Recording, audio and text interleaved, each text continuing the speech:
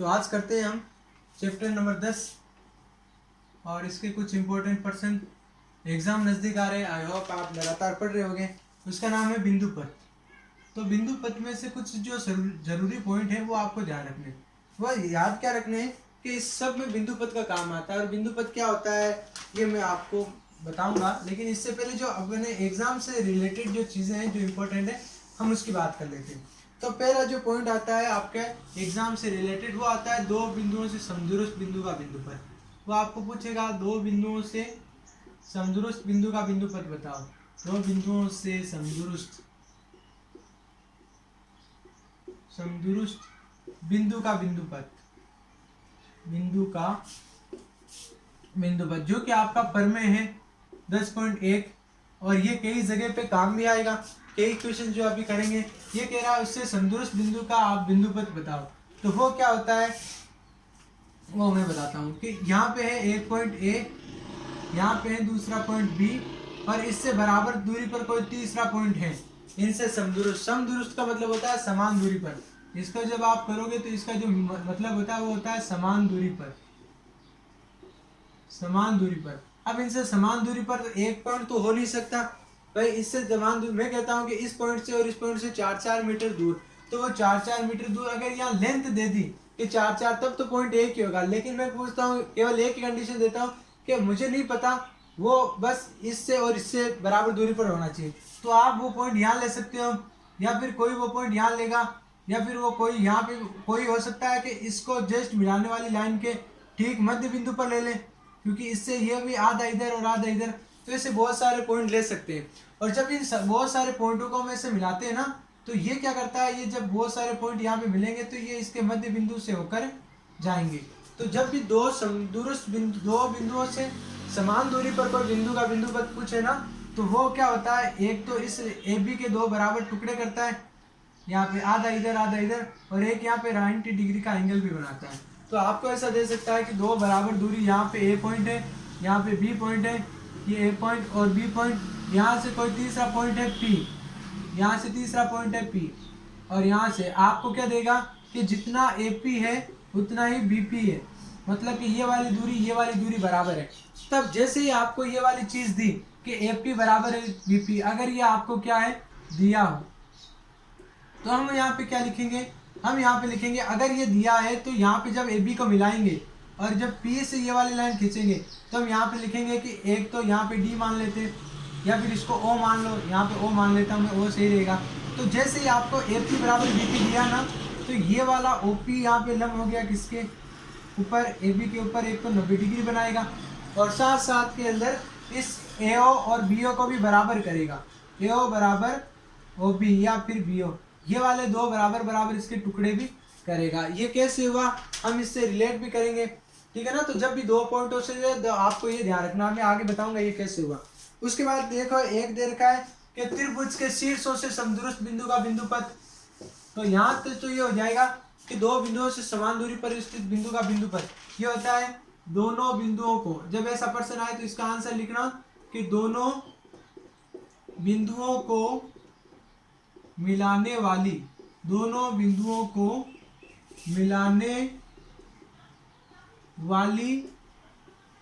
रेखा का लंब समद्विभाजक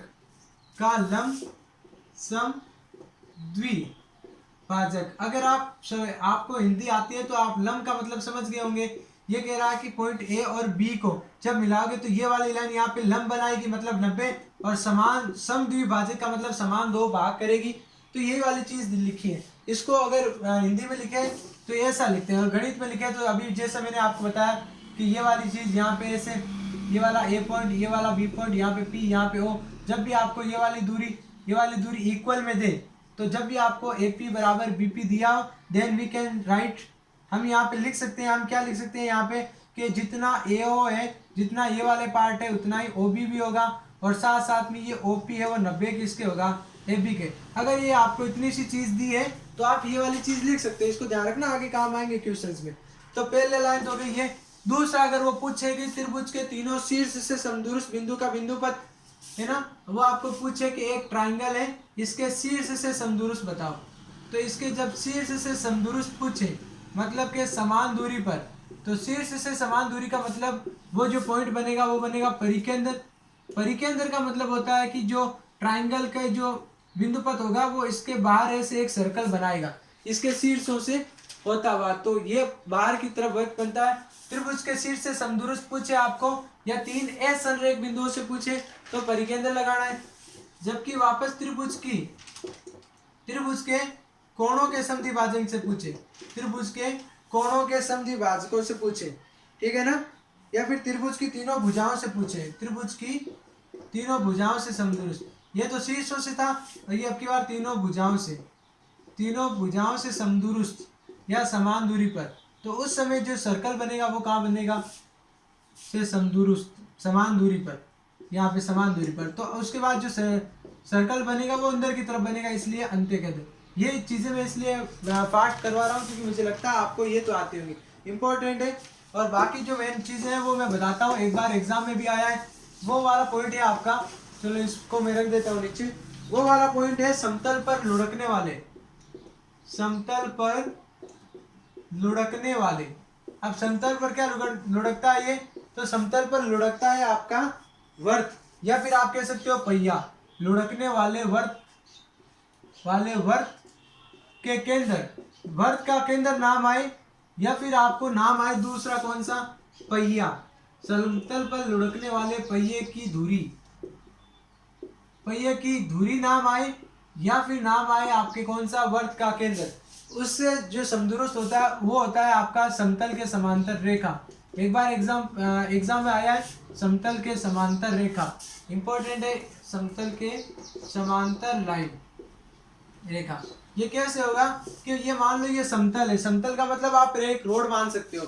अब यहाँ पे या तो एक पहिया लुढ़के ऐसे कि पहले पहिया की धुरी यहाँ थी, फिर पहिया की धुरी आ गई यहाँ पे, फिर पहिया की धुरी आ गई यहाँ पे, तो ये जो लाइन जो पहिए की धुरी का जो होगा वो लाइन हमेशा इससे इसके और इसके क्या रहेगी, समांतर। इस लाइन के समांतर। क्यों, क्योंकि देखो यहाँ से लगाकर यहाँ तक 2 मीटर है, तो यहाँ से यहाँ तक भी 2 ही तो है ना, क्योंकि पहिया जमीन के पास में लगा हुआ है। तो अगर ये 2 है तो ये 2, तो जब गैप बीच में रहेगा तो वो समतल के समांतर रेखा है। अगर मान लो कोई ऐसे आप मान लो वर्ताकार कोई चीज यहाँ पे लुढ़कते हुए आ रही है, तो लुढ़कते आ रही है तो वापस वर्त का केंद्र, तो यहाँ पे जो लाइन बनेगी वो भी समतल के क्या होगी, समांतर ही होगी। इसलिए एक ये चीज ध्यान रखना। और एक आपको पूछ सकता है कि 2 ये तो हो गया। अब मान लो समांतर लाइनों के, अगर मान लो 2 समांतर रेखाओं से समदुरुस्त पूछ ले, क्या है ना, समांतर रेखाओं से समदुरुस्त बिंदु का बिंदु पर कितनी लाइन है, 2 के लिए 2 समांतर रेखाओं से समदुरुस्त बिंदु का बिंदु पर, 2 समांतर रेखाओं से समदुरुस्त बिंदु का बिंदु पर या समान दूरी पर स्थित बिंदु का बिंदु पर, मतलब एक लाइन ये और दूसरी लाइन ये, इससे बराबर पॉइंट पे होना चाहिए। तो इससे बराबर पॉइंट, इससे भी बराबर, वो पॉइंट बाहर तो होगा नहीं ना, तो यहाँ होगा, क्योंकि इससे कम दूरी हो जाएगी और इससे ज्यादा दूरी हो जाएगी ना, वो यहाँ हो सकता है, वरना इससे कम हो जाएगी और इससे ज्यादा हो जाएगी। तो हमेशा ऐसा पॉइंट कहाँ आता है, इन दोनों लाइनों के बीच में आता है, ठीक बीच में, और दोनों लाइनों से ठीक बराबर। मान लो इससे भी 2 मीटर का होना चाहिए और इससे भी 2 मीटर का होना चाहिए। तो ऐसी कंडीशन में वो लाइन हमेशा जो हम ज्ञात करें वो कहाँ होती है, दोनों लाइनों के बीच में। और दोनों लाइनों के बीच में तो होती है, साथ साथ में दोनों लाइनों के समांतर भी होती है। इसके ये तो दोनों पहले ही पैरेलल है, और ये एक और आ जाएगी। तो ऐसे 2 समांतर रेखाओं से समदुरुस्त पूछे ना, तो आप आंसर लिखना, दोनों रेखाओं के बीच में समांतर रेखा, दोनों समांतर रेखाओं के बीच में एक समांतर रेखा, समांतर रेखाओं के बीच में समांतर रेखा, ठीक है ना। तो दोनों के बीच में होगी और ये समांतर होगी। उसके बाद एक आपको दे रखा है कि मान लो ये तो 2 समांतर लाइनें होगी, 2 समांतर ना होकर असमांतर हो जाए, तो असमांतर का मतलब होता है कि उनके बीच का गैप बराबर नहीं रहेगा। तो आप कह सकते हो 2 असमांतर। अगर वो असमांतर नहीं हुई तो कैसी होगी, यहाँ पे वो होगी प्रतिच्छेदी, मतलब समांतर में तो कहीं मिलेगी नहीं, एक हल्की सी भी थोड़ी सी भी टेढ़ी होगी। तो 2 असमांतर बोलो या फिर 2 प्रतिच्छेदी लाइनें बोलो, तो इनके बीच में जब आता है 2 प्रतिच्छेदी लाइनें बोलो या फिर 2 असमांतर लाइनें बोलो, दोनों का एक ही मतलब होता है, 2 असमांतर या प्रतिच्छेदी या फिर प्रतिच्छेदी रेखाओं से समदूरस्थ बिंदु का बिंदुपथ। तो जैसे परमें 10.2 काम में आप लेते हो तो दो प्रतिच्छेदी का क्या होता है, जो कोण बन रहा है ना उस कोण को आधा करते हुए गुजरती है। तो दो प्रतिच्छेदी या समांतर रेखाओं से समदूरस्थ पूछे ना तो ऐसा लिखना कि दोनों लाइनों को मिलाने वाले, दोनों लाइनों के बीच बनने वाले कोण का आधा करने वाली रेखा, मतलब कि लंब समद्विभाजक रेखा। आप कह सकते हो दोनों रेखाओं के बीच बने कोण की समद्विभाजक रेखा, समद्विभाजक रेखा। जब भी मान लो आपको कुछ समझ में नहीं आया ना मैं क्या बता रहा हूं, तो आपको कम से कम ये वाली लाइन है तो इसलिए मैं लिखवा रहा हूं ताकि आप ये रट लो, आप ये याद कर लो, ठीक है ना। वैसे समझ में तो आ रहा है। एक और इम्पोर्टेंट क्वेश्चन होता है, वो होता है कौन सा, घड़ी के पेंडुलम वाला। कि आप मेरे को ये बताओ कि घड़ी का जो पेंडुलम होता है, घड़ी का जो पेंडुलम होता है उसके सिरे का बिंदुपथ बताओ। तो यहाँ पे पूछ सकता है आपको घड़ी के पेंडुलम के सिरे का बिंदुपथ बताओ। तो इसका जो पेंडुलम का जो घड़ी का जो पेंडुलम होता है ना वो ऐसे लटकता रहता है, इधर से कभी इधर कभी इधर कभी इधर कभी इधर। अगर मान लो पूरा घूमता, ये पूरा घूमता तो यहाँ पे सर्कल बनता, यहाँ पे सर्कल, लेकिन सर्कल नहीं बन रहा, बस ये मान लो के अंदर बस ये आधा इधर और आधा इधर, आधा इधर और आधा इधर, और ये इसने ऊपर से मिटा दिया। तो क्या ये वर्त का चाप हुआ क्या? तो आप यहाँ से कह सकते हो वो वर्त का क्या होता है, चाप। वर्त का छोटा सा क्या होता है, वो चाप। तो ये भी पूछ सकता है घड़ी के पेंडुलम के सिरा, और आपको वो परिकेंद्र वाला अंतकेंद्र वाला मैंने बता ही दिया, ठीक है ना। अब जो इंपॉर्टेंट क्वेश्चन है उनकी तरफ चलते हैं। ये बेसिक में से मैं सोच रहा था 1-2% आ जाए ना, है ना, उसके लिए। तो जो इंपॉर्टेंट क्वेश्चन है ना 10.1 में से जो मैं बताऊंगा आपको, ठीक है ना, वो मैं बताऊंगा आपको। एक तो छठा क्वेश्चन और एक बताऊंगा मैं आपको 7वां क्वेश्चन। छठा मैं बताऊंगा, 7वां उसके जस्ट एक जैसा ही है, तो आप समझ लेना, ठीक है ना, उसको 7वां और ये एक जैसा ही। तो देखो मैं बताता हूँ। उसके बाद जो 10.2 में से हम करेंगे ना, 10.2 में से उसके अंदर मैं कौन सा बताऊंगा आपको, बताऊंगा दूसरा क्वेश्चन। उसके बाद बताऊंगा तीसरा, चौथा, पांचवा, तीसरा, चौथा, पांचवा, 7वां और 8वां। ये इंपॉर्टेंट क्वेश्चन है, आप लिस्ट में लगा लो, ये तो कम से कम आपको आने चाहिए। तो मैं शुरुआत करता हूँ 10.1 के छठे क्वेश्चन की, ठीक है ना, आराम से ये समझ में आएगा। तो 10.1 का छठा क्वेश्चन इंपॉर्टेंट है इसलिए मैं बता रहा हूँ। प्रश्न को पढ़ो, देखिए गौर से। यहाँ पे ये लिखा है आपका कि दी गई आकृति है एक उभयनिष्ठ आधार बीसी पर रेखा बीसी के विपरीत आकृति। तो चलो आप पढ़ लेना, मैं यहाँ पे सीधा आकृति बना रहा हूँ। यहाँ पे दे रखी है ये है बीसी, और बीसी के ऊपर है एक समबाहु त्रिभुज, समद्विबाहु त्रिभुज है। समद्विबाहु त्रिभुज का मतलब क्या हो गया कि इसकी दो भुजाएं आपके क्या है, बराबर, और यहाँ पे लगा हुआ है कौन सा, P। और उसके बाद साथ साथ में एक नीचे एक और समबाहु त्रिभुज है, समद्विबाहु त्रिभुज, और ये वाली लाइन इसके इक्वल में है, और यहाँ पे नीचे कौन सा है, Q। और यहाँ पे इनको दोनों को मिलाया हुआ है, और ये कह रहा है कि आपको सिद्ध क्या करना है, आपको ये सिद्ध करना है कि PQ है ना BC के ऊपर लंब है। आपको ये सिद्ध करना है कि ये PQ है ना, PQ P से लेकर Q, मतलब कि ये जो लाइन आ रही है ना यहाँ पे, ये इस BC के ऊपर 90 डिग्री है। ये आपको क्या करना है, सिद्ध। तो सबसे पहले दिया है, मैं देख लो आपको क्या दिया है। अगर आप मेरी एक बात मानो तो आप केवल ऊपर वाला त्रिभुज लो, ये जो ऊपर है ना BCP वाला, ये PB और C वाला, इस त्रिभुज में देखो तो यहाँ लिख लेना त्रिभुज PBC में, इस त्रिभुज में ये वाली लाइन और ये वाली लाइन इक्वल है कि नहीं।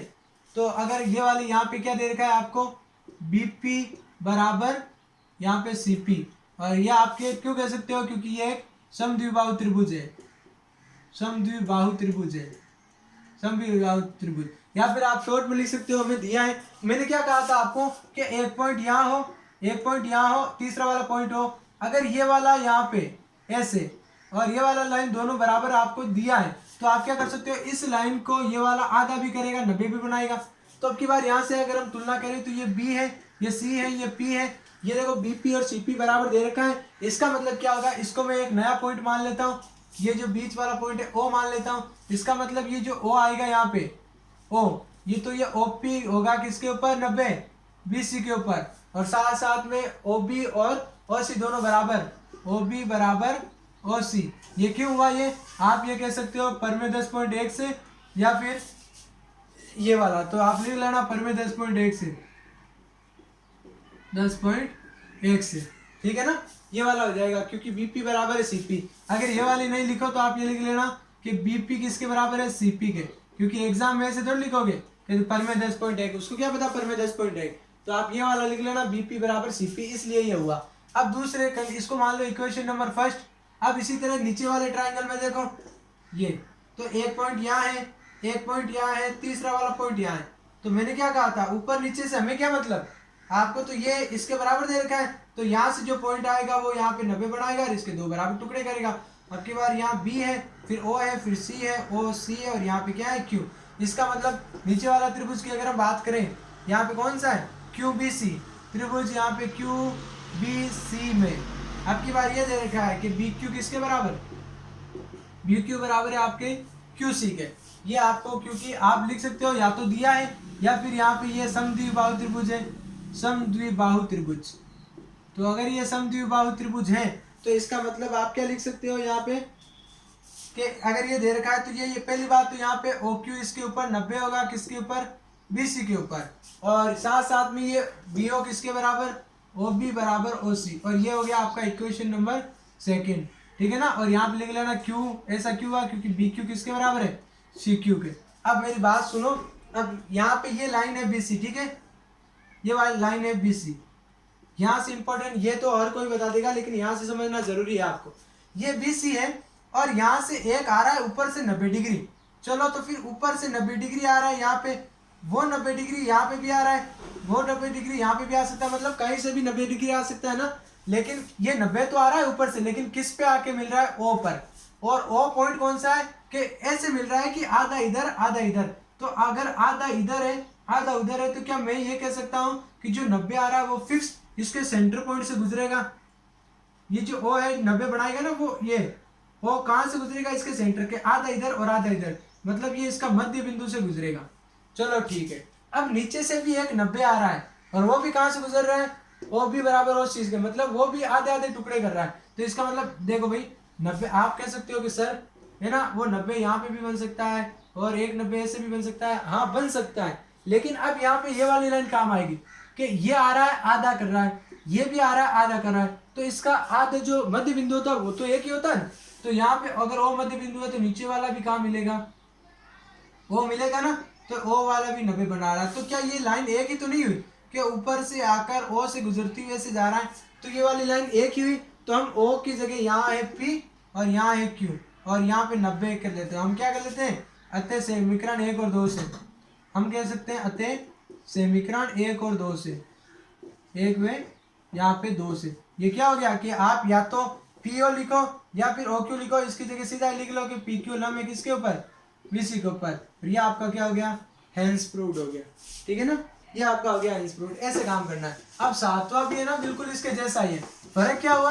अब इसको थोड़ा सा ऊपर उठा दिया है ना, इसको उठा के ऊपर की तरफ सेटल कर दिया, इसलिए आपको थोड़ा कंफ्यूज होगा। देखो सातवां क्वेश्चन बिल्कुल इसके जैसा ही है। यहाँ पे एक लाइन दे रखी है, कौन सी? क्यू और आर। यहाँ पे दे रखी है क्यू आर, और उसके बाद एक पॉइंट है यहाँ पे पी, जो इससे बराबर दूरी पर है। तो मैं पहले यहाँ पे लिख लेता हूँ, उसके बाद ये वाली लाइन इसके बराबर है और ये वाला पॉइंट है पी। तो अब मैं सीधा लिख रहा हूँ, ठीक है। आपको दिया है, आपको क्या दिया है कि पहली लाइन में अगर त्रिभुज आप क्यू पी आर में देखो, तो इसके अंदर आपको ओ क्यू टी या पी क्यू बराबर है किसके? पी आर के। ये आपको, क्योंकि ये एक समद्विबाहु त्रिभुज है, क्वेश्चन में आपको दे रखा है साफ साफ कि ये समद्विबाहु त्रिभुज है। तो समद्विबाहु त्रिभुज है, तो समद्विबाहु त्रिभुज है। अगर मैंने क्या कहा था, अगर ये और ये है, इसका मतलब ये वाली पॉइंट यहाँ पे 90 आएगा और आधा भी जाएगा, तो मैं इसको डी मान लेता हूँ, ओ मान लो। चलो मैं इसको ओ मान लेता हूँ, ताकि ओपी नाम है ना, ओप जाए इसे। तो यहाँ पे ओ मान लिया, तो इसका मतलब क्या होगा कि ये ओपी 90 डिग्री आएगा किसके ऊपर? क्यू आर के ऊपर। 90 यहाँ पे बनेगा, और साथ साथ में क्या करेगा? इसका आधा भी करेगा कि ओ क्यू किसके बराबर हो जाएगा? ओ आर के। इसको मान लो आप समीकरण नंबर 1, मतलब इन दोनों को मान लिया। अब इसी तरह एक ऊपर भी है ऐसे। अब इसको भूल जाओ आप कि ऐसा कुछ है क्या। और ऊपर वाला पॉइंट कौन सा है आपका? एस। एस है, और अब के बाद दे रखा है ये वाली इसके बराबर है। तो अगर यहाँ पे त्रिभुज वापस से कौन सा है यहाँ पे क्यू एस आर में, और इसमें कौन सा दे रखा है कि क्यू एस किसके बराबर है, एस आर के बराबर है। अगर ये एस आर के बराबर है देन वी कैन से कि अगर इक्वल है तो यहाँ से जो लाइन आएगी ना वो वाली लाइन इसको 90 पे काटेगी, और ये आएगी कहाँ पे, ये देखो कहाँ पे आ रही है, ये ओ पर ही आ रही है। इसका मतलब ये ओ एस 90 होगा किसके ऊपर, या एस ओ 90 होगा किसके ऊपर, ये क्यू आर के ऊपर ही तो होगा 90, यहाँ पे भी होगा 90, तो इसको आर को थोड़ा सही लिखो और साथ साथ में इसको आधा भी करेगा, तो क्यू ओ बराबर हो जाएगा ओ आर। ठीक है ना। अब समीकरण नंबर इसे मान लो आप 2, मतलब इसको मिक्स में समीकरण 1 और 2 से, समीकरण 1 व 2 से अगर आप गौर से देखोगे तो यहाँ पे ये लाइन एक ही, मतलब ऊपर से जो लाइन आ रही है ना वो ओ पॉइंट से जा रही है 90 बनाते हुए, मतलब एकदम सीधी। अब देखो, अब यहाँ मान लो ओ पॉइंट है, ठीक है ना, तो एक लाइन ओ से देखो ये भी जा रही है, एक लाइन ओ से ये भी जा रही है, लेकिन यहाँ पे ध्यान से समझना कि ऊपर से जो लाइन आ रही है वो ओ पर तो जा रही है, साथ में 90 बना रही है, मतलब एकदम सीधी, और जो पी से आ रही है वो भी ओ पर आ रही है और 90 बना रही है। तो इसका मतलब क्या हो गया कि ये दोनों लाइनें एक ही है। यहाँ पे ओ से ओ पी भी क्यू आर पर 90 बराबर, एस ओ भी 90 और बराबर, इसका मतलब ये पी एस है ना, आप इसको इसकी जगह ये नाम लिख सकते हो कि पी एस 90 किसके ऊपर, क्यू आर के ऊपर। अब आप बोलोगे सर पी एस का मतलब ये वाली लाइन होगी कि यहाँ पे ये तो हो गया क्यू, ये हो गया आर, और पी एस है यहाँ, पी है यहाँ, तो यहाँ पे पी और एस। सर ये 90 कहाँ बना रही है सर, तो प्यारे बच्चों दिखाई नहीं दे रहा, लेकिन अगर आगे बढ़ाओगे तो 90 तो बनेगा ना, 90 तो बनेगा ना, तो भले ही हमें दिखे या ना दिखे लेकिन 90 तो बनता है। तो यही कह रहा है कि ये लंब है। जैसे मान लो त्रिकोणमिति में आप क्या करते हो, ये मीनार, ये सड़क, ये वाली लाइन होती नहीं है ना, फिर भी हम मानते हैं ना कि हमें दिख रही है, तो इसी तरह ये भी 90 है लेकिन आपको दिखाई नहीं दे रहा। तो ये हो जाएगा अपना 9.1। ये आप ध्यान से समझना, ठीक है ना इस चीज को।